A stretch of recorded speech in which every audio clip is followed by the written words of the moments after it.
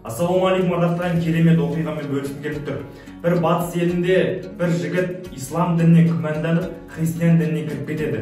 Бір күндердің күні оның түсіне бір адам кіріп, осындай ақпаратты көрсетіп, бұл ақпаратты ислам дініне 5 бөліктен, яғни біріншісі ла иляха иллаллах Мұхаммад Расулуллах, екіншісі жаңағы намаз оқу, үшіншісі жаңағы зекет беру,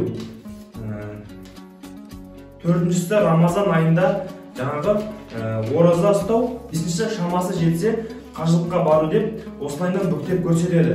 Бұл біреу Алланың бір екенін жаңағыдай негіздейді дейді. Сен христиан дініне өтіп, үш құдайға сенетін болып кеттің дейді, үш құдайға. Сосын бұл ақпаратты үш бөлікке тиісінше жыртады. Үш бөлікке жыртады.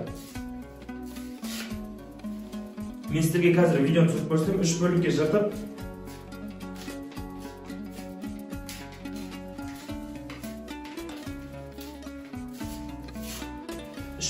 жыртады да осылайынан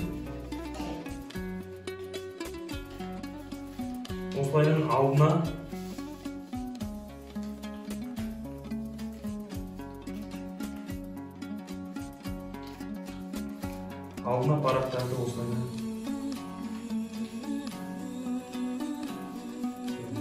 Бұл хилдің аудармасы тозақ деген сөз екен. Сен тозақты таңдадың, осы дін үшін деп айтқан екен. Кейін ол жігіт қайтадан ислам дінін қабылдаған екен.